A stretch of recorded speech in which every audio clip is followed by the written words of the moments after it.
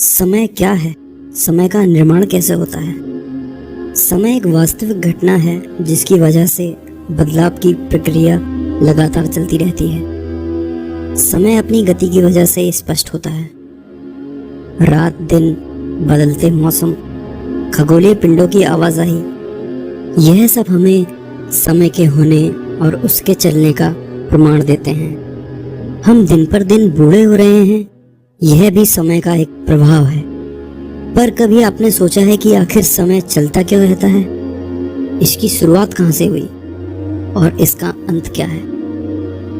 दोस्तों, समय का इतिहास तो हमारी कल्पना से भी परे है, पर मनुष्य ने समय को परिभाषित करने का प्रयास अरस्तु के समय से किया था। ग्रीक, हिंदू और दूसरी मिथोलॉजी में भी समय के प्रभाव का जिक्र है।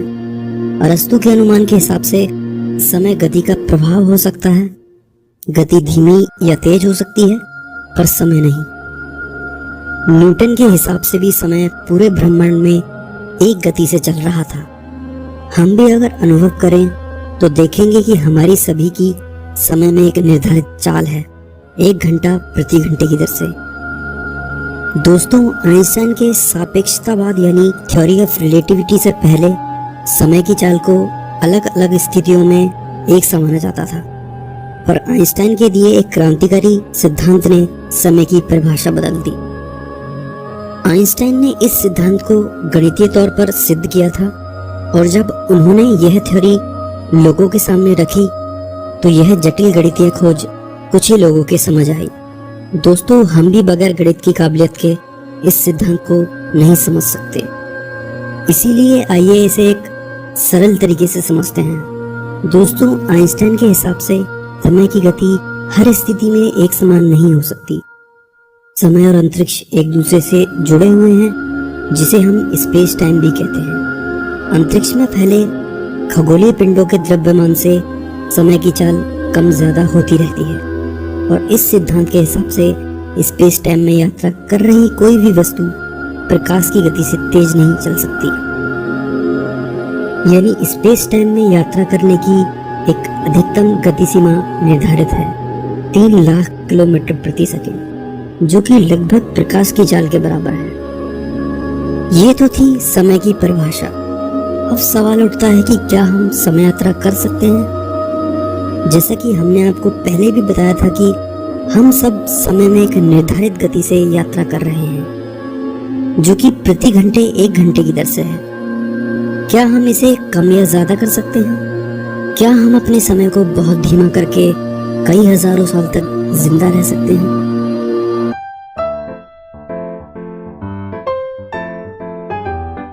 दोस्तों, थ्योरी ऑफ रिलेटिविटी की खोज से पहले समय यात्रा की कल्पना बहुत ही मुश्किल थी। वैज्ञानिकों ने इस थ्योरी को कभी सच नहीं माना, पर 20वीं शताब्दी में आए कुछ चेंजेस ने एक नई क्रांतिकारी अवधारणा को जन्म दिया। हम समय यात्रा की कल्पना करने लगे। स्टीफन हॉकिंग ने थ्योरी ऑफ रिलेटिविटी और समय की परिभाषा को समझने में बहुत महत्वपूर्ण योगदान दिया है। आपकी जानकारी के लिए हम बता दें कि भारत का इतिहास भी समय यात्रा से परे नहीं है। महर्षि कणाद ने भी कई ईसा पूर्व अणु परमाणुवाद और समय का जिक्र किया है, जिनके सिद्धांतों को आधुनिक फिजिक्स भी मानता है। दोस्तों, अब सवाल यह उठता है कि क्या हम समय यात्रा कर सकते हैं? खैर, इसका अब तक कोई ठोस प्रमाण नहीं मिला है कि कभी समय यात्रा हुई हो, पर हिंदू और ग्रीक मिथोलॉजी में देवता समय यात्रा कर चुके हैं। दोस्तों, सापेक्षतावाद का सिद्धांत समय पर द्रव्यमान के प्रभाव को दर्शाता है। आइंस्टाइन के इस सिद्धांत से पहले यह माना जाता रहा कि पूरे ब्रह्मांड में समय एक चाल से चलता है, यानी पृथ्वी पर बिताया गया 1 सेकंड मंगल पर बिताए 1 सेकंड के बराबर माना जाता था। पर सापेक्षता के सिद्धांत ने साबित कर दिया कि खगोलीय पिंडों के द्रव्यमान से समय धीमा या तेज हो सकता है। ब्रह्मांड में समय अलग अलग जगह अलग अलग गति से चल रहा है, यानी पृथ्वी पर बिताया 1 सेकंड मंगल पर बिताए 1 सेकंड के बराबर नहीं है। ऐसा क्यों है? इसे समझने के लिए हमें पहले गणित में महारत हासिल करनी होगी और भौतिकी के नियमों को जानना होगा। पर इसका एक सरल सा उदाहरण हम अपनी जिंदगी से ले सकते हैं।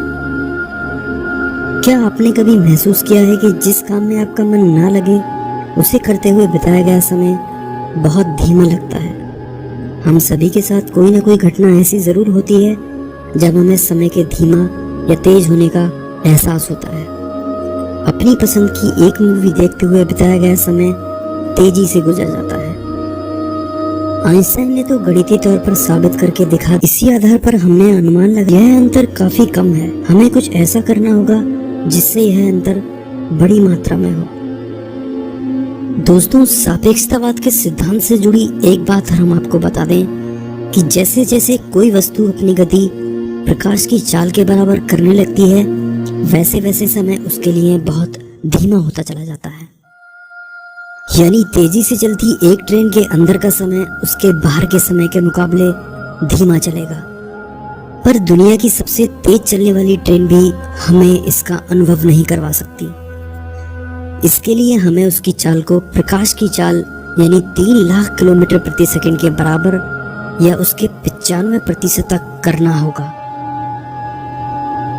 आइए एक ट्रेन की कल्पना करते हैं जो इस चाल से चलने में समर्थ है।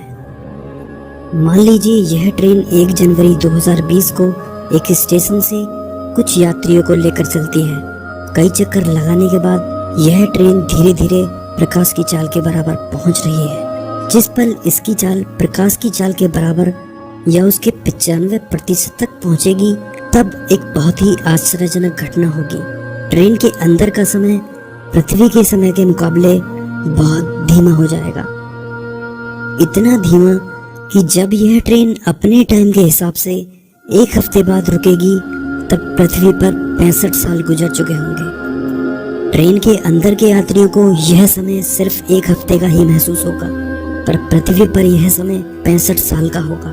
वह यात्री समय में यात्रा करके अपने भविष्य में आ जाएंगे और उस दिन तारीख होगी 1 जनवरी सन 2085। उनके बच्चे जिन्हें वह बाहर छोड़कर गए थे उनसे ज्यादा बूढ़े हो चुके होंगे। दोस्तों, इंसान की इस कल्पना से समय यात्रा के द्वार खुलते हैं, पर इस कल्पना से 2 बातें सामने आती हैं। पहली ये कि ऐसा होगा क्यों, ट्रेन के अंदर का समय आखिर धीमा क्यों हो जाएगा, और दूसरी ये कि क्या इतनी गति से चलने वाली ट्रेन बना पाना संभव है। दोस्तों, पहला सवाल ले लेते हैं। समय क्यों धीमा होगा, इसे समझना बहुत मुश्किल है, क्योंकि इसे आइंस्टाइन ने भौतिक और गणितीय फॉर्म में साबित किया था। पर आप यह मान लीजिए कि कोई भी वस्तु 3 लाख किलोमीटर प्रति सेकंड की रफ्तार से ज्यादा तेज नहीं चल सकती। यह बात इसे समझने के लिए आसान बना देती है। आइए फिर से उसी ट्रेन में चलते हैं। वह ट्रेन अब भी प्रकाश की गति से चल रही है और अचानक से उसमें बैठा एक यात्री ट्रेन की गति की दिशा में दौड़ने लगता है। अब यदि उसकी रफ्तार को प्रकाश की रफ्तार से चल रही ट्रेन की रफ्तार के साथ जोड़ दिया जाए तो उसकी चाल प्रकाश की चाल से तेज हो जाएगी, जो भौतिक के नियम को तोड़ती है। पर ऐसा होगा नहीं। भौतिकी में यहाँ थ्योरी ऑफ रिलेटिविटी बीच में आ जाती है। उस यात्री के दौड़ने पर भौतिक का यह नियम नहीं टूटेगा, इसलिए ट्रेन के अंदर का समय बहुत धीमा हो जाएगा, जिससे उस यात्री के भागने पर उसकी रफ्तार सामान्य रहेगी। और जिस पल ऐसा होगा, उस पल ट्रेन में बैठे सभी यात्री समय यात्रा कर रहे होंगे।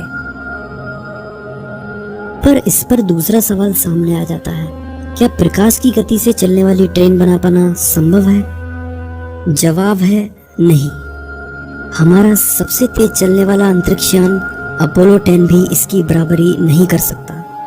प्रकाश 1 सेकंड में 3 लाख किलोमीटर की दूरी तय करता है, जबकि अपोलो 10 1 सेकंड में मात्र 11 किलोमीटर की दूरी तय कर सकता है।